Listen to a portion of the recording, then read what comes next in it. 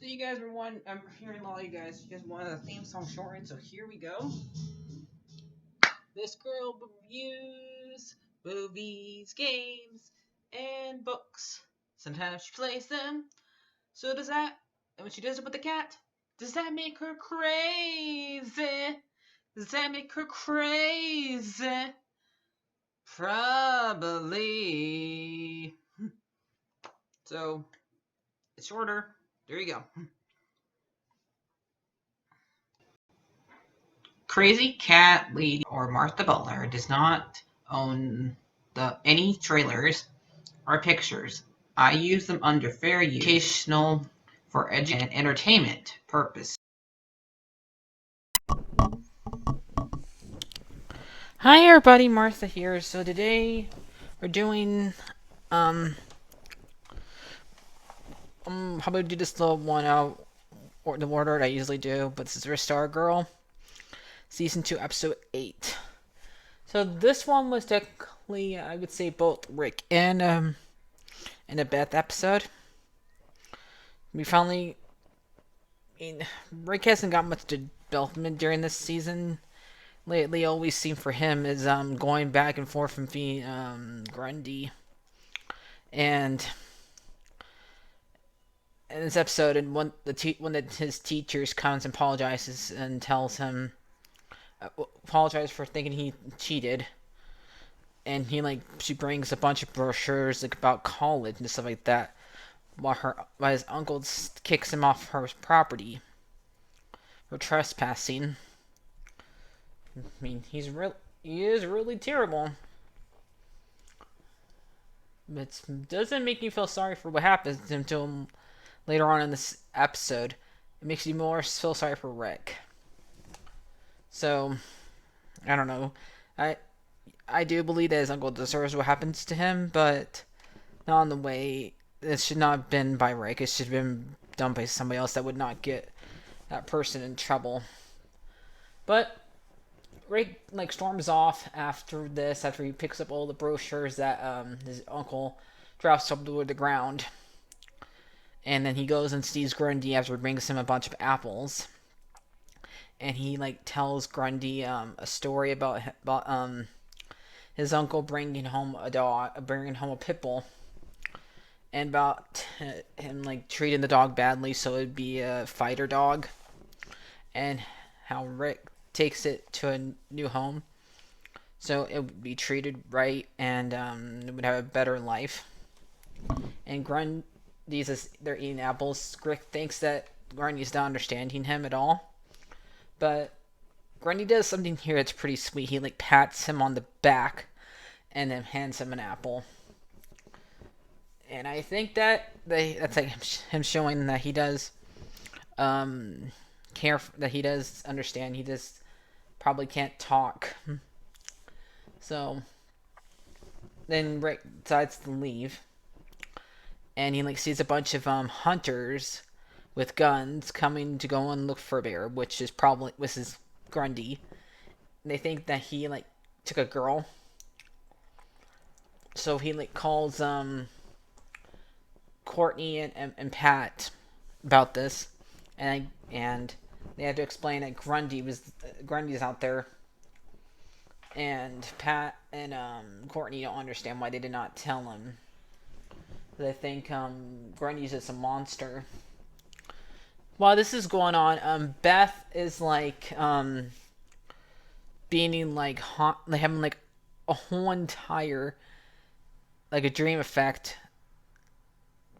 She's being haunted by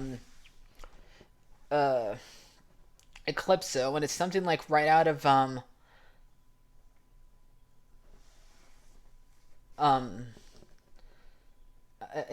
Elm Street, because she has her where he makes her sees the little kid, makes her see a whole bunch of things that are on her head, because she never leaves her house. It starts out with her her looking up things on her computer, and her talking to Doctor Midnight, and when she puts the goggles down, after he asks her, "Who are you?" and stuff like that.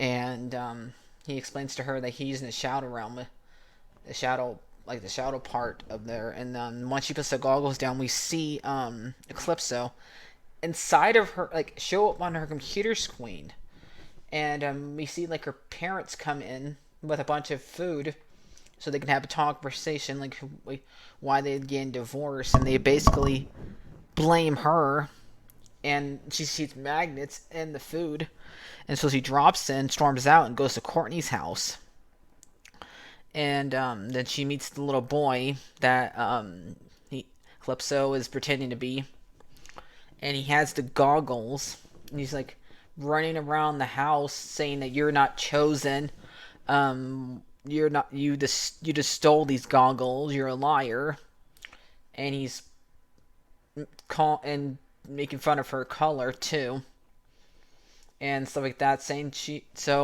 running around with the goggles, trying to scare her, trying to make her give in to her fear. And she's like being very, very, very brave in this moment. And I mean, sure, she does act scared every single once in a while, and she gets like thrown into a closet. And I thought he would actually be in the closet, since in a lot of ways he's like the boogeyman. And where do little kids see monsters in the closet? But he's not there. He puts her in the closet, and she gets out there, and she can't find him.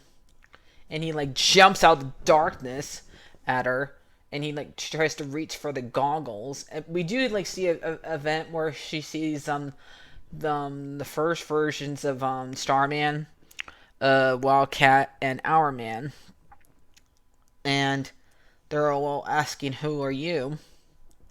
Why are you part of the group?" But she just went inside the room, and she ends up like she tries to grab the goggles, and Calypso in his normal form, he looks instead of his kid form, grabs her and tries to get her to admit that she's afraid. And she says, "No, I'm not afraid. I'm happy. I chose myself, and I'm proud of my color." And he like disappears after this. So she basically stands up to him, and go Beth. That was a great. I love that scene. Was great. While this is going on, so I guess Eclipse took him in two places at once, because while those hunters are trying to hunt down Grundy with their guns, they met. I think a little girl got captured by Grundy, and we see like a little girl thrown in the water, like something right out of Frankenstein. If you guys remember the old Frankenstein movie, Frankenstein throws a little girl into the water and she drowns. Now, they makes it look like what Grundy did to this little girl, but when Rick comes and finds that's where he sees he's a little girl laying in the water dead, and it looks like Grundy threw her and drowned her. But after he like runs off and Rick goes after him, Beth and Pat finds the little girl, and it's not a little girl. It's Eclipso, making it look like Grundy did something wrong. So, was there a little girl missing to begin with? I don't know. They don't really answer that at all, because since it's just Eclipso playing one of his tricks, and he's not done with his tricks here, because Rick finds Grundy near his house while the fireworks are going on in the background, and he uses the hourglass to make himself strong, and beats up Grundy, and he's able to throw Grundy as ease. But when Rick with Courtney and Pat catch up to him, we find out the reason why it's so easy for him to beat up Grundy here, because it's not Grundy, it's his uncle. He was beating up his uncle. Eclipse made it look like it was Grundy. So, yeah. And so that makes Rick go to jail because he beat up somebody, and he came very close to killing him because I thought he was dead because Pat put his hand against his neck, and he didn't say anything. So, but later on in the episode, they say that his uncle's in critical condition, so he's not dead. He's just very beat up. So yeah, and Courtney and Pat went down to the police station to try to help Rick out, but it's going to be very hard to explain to the cops about this situation because how are they going to explain the fact that he was hallucinating somebody else's image on top of his uncle? How is that going to be explained that he thought he was beating up a big giant monster? Huh? How? Nobody's going to believe him. And late his uncle is going to the hospital in the ambulance, and Rick's going to jail. We see Grundy in the background hiding. So, and the last thing we see is we see last two scenes. We see that basically that Beth never left her house. She was in the living room or lounge, whatever room you want to call that room. She spent that whole entire nightmare scene in that room, and once she put on the goggles, she was able to get out of the nightmare scene. So, and then Dr. Midnight told her not to take it off again, and he says that you're very brave, that you did something that was very brave, basically. And she did keep it on during when she was talking to her parents, and she found out this time was really them. And she did ask them, were we talking to them earlier? And she says, no, we weren't. They do end up like hugging her and stuff like that. And they ask her why is she wearing goggles, and she says he's out swimming. Like, those aren't swimming. Everyone's laughing at that part. Like, those aren't swimming goggles, Beth.